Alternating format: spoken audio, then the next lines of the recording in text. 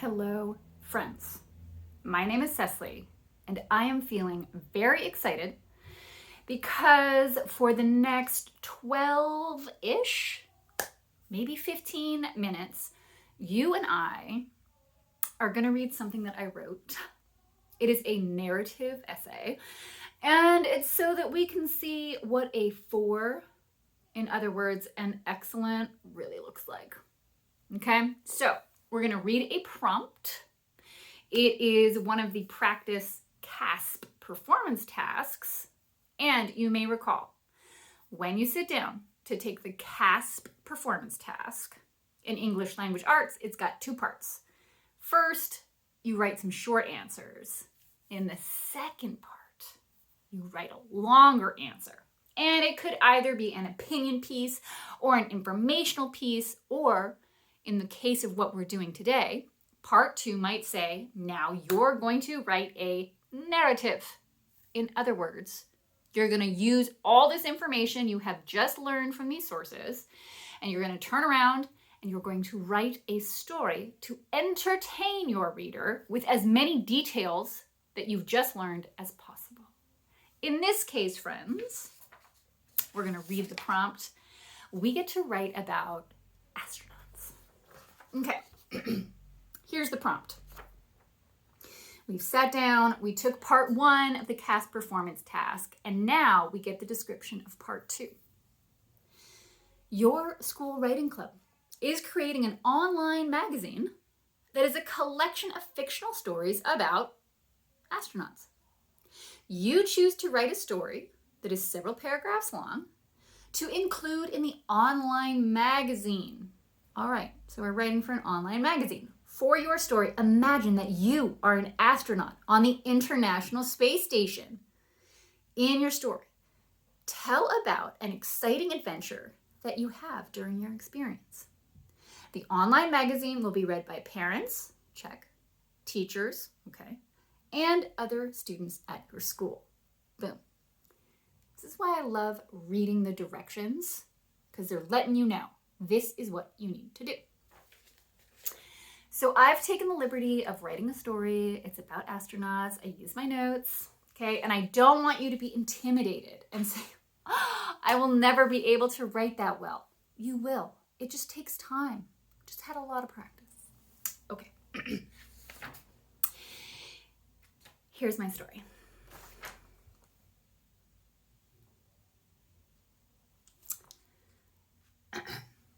The astronaut took a deep breath inside her helmet. She felt weak. She was in space. The end.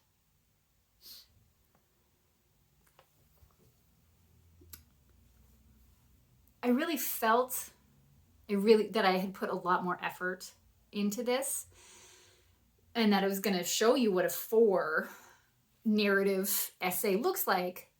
But guess what? This can be our draft, friends. This can be where we start. How do we know how to make a piece of writing even better? A rubric. I love rubrics, right? They say, all right, if you want to get a 4, which is excellent and above grade level, this is what you got to do. This is what a 3 looks like. This is what a 2 looks like. This is what a 1 looks like, right? Which needs a lot more effort. What score are we going to strive for? That's right, a 4. So what you and I are going to do is just look, what is a 4 narrative? What does it have? And then we can brainstorm how we can make this draft even better. Okay, one thing to note on this rubric, it is actually not that long, right? It's just going to talk about how you organize your essay. It's going to talk about the details and description in a section that's called elaboration. And then it only has 1 more part, and that's just about the conventions, typos, grammar, punctuation. That's it. So we start with the question of organization. And I do want to point out, this is why I always have a pen and scratch paper, right? Because it can really help you organize your thoughts. All right. let's think about this narrative essay we're writing. This is a 4, guys. There is a clear beginning, middle, and end. We can do that. Really effective opening for the audience. Okay, and in this opening, clearly establishes a setting, space. We can do that. Clearly establishes characters. Did I do that? I think I have 1. Okay. Can we create more characters? Yes, we can. The audience can easily follow what is happening and the event sequence in the plot. Did a lot happen in my essay? Nope, not yet. And finally, a really effective closing for the audience. Aha! When we are writing a narrative, clear beginning and opening, setting, characters, right? Usually you introduce a problem that needs to be solved, right? We flesh that all out, sequence of things happens, and then we come to the end. We can do this. Here's what I want to say. Do you know what the core of your essay on the CAASPP Performance Task is? Notes. Okay. Here are my notes. It's just 2 pages on astronauts. Why do I take notes? It helps my brain stay engaged when I'm reading, and this is the good stuff, right? This is the gold. This is what you're working with. So this is what you do, right? When you're writing your essay and you say, oh, okay, I need to establish characters, okay? Here's what I am thinking, okay? Because we have the starting of a pretty fabulous idea here, if I do say so myself. The astronaut took a deep breath. Inside her helmet, she felt weak. She was in space. The end. Okay. Can we flesh out the setting? We sure can, because guess what? I know from my notes that it talks about the International Space Station. And I actually love this challenge when writing a narrative essay, that they want you to use as many details from the sources as possible. I actually think that's fun. I think that's a challenge. So we can talk about the International Space Station, right? She looked around her. Everything was floating. Her food in the little air-dried pack. She saw this special pickup truck with 12 wheels that was against the wall.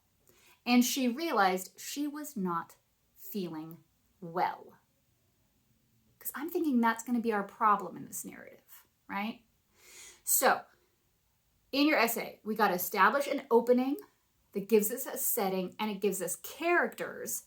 And I'm starting to really like this idea that maybe the problem that she has to overcome is feeling weak. Because look, I'm going now to source number 2. And it says, guess what? Their hearts get weaker and their bones get weaker. I also see that because they get less blood to their legs, they get what's called bird legs and they get really skinny. So now we've thought about how we could flesh out the setting. Think about how you could flesh out your characters. First of all, let's give her a name. Janice. Okay? You get to pick. And I think it's going to be, she was feeling weak and she could tell, right? Her legs felt like bird legs because there is less blood flow to astronauts' legs out in space because of gravity. Oh, her face was feeling puffy. Detail from the source. Her neck was getting bigger because there was more blood flow to her head due to the lack of gravity. We are getting a pretty fabulous story together here. And how about this? Character. How about Alejandra is one of the people they're talking about in source 1 with a special skill. Okay, maybe she has the medical skills. So Janice ran as if through water because she was floating to Alejandra and said, I am not feeling well. I can put this in quotation marks, dialogue. Can you help me with all of your medical training that you have had in order to be an astronaut on this ship? Is this a great narrative or what? I have real hope for this, okay? I think we are going to wind up making this excellent. So that's it, right? This is the rubric. In terms of organization, this is what the essay is looking for. How about in terms of elaboration? It's only 4 points here. The first includes vivid dialogue that makes the audience deeply understand how the characters feel and what is happening. Are we on a roll here or what? We just established. Janice turned to Alejandra and said, Janice, my legs are feeling skinny and like bird legs. My heart is feeling weak. Why is this happening to me? Alejandra turned to her and said, because I am a trained medic, I can tell you the lack of gravity means that your heart is getting weaker and there is less blood flow to your legs. Incidentally, that's also why your head is puffy. Fantastic. Dialogue. Can you include dialogue in your story? Heck yeah. Get those quotation marks out. Next point.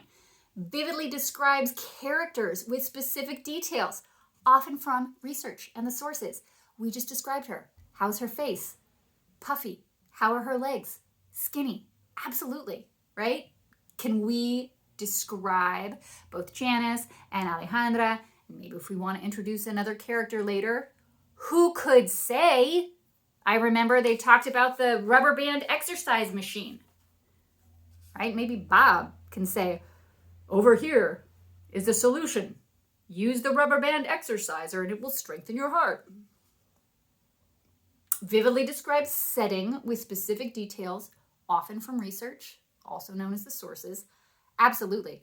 Did they describe the International Space Station in the sources? Yeah, put all those details in there. And consistently uses strong, clear word choice, including figurative language when appropriate. Figurative language, that's similes, metaphors.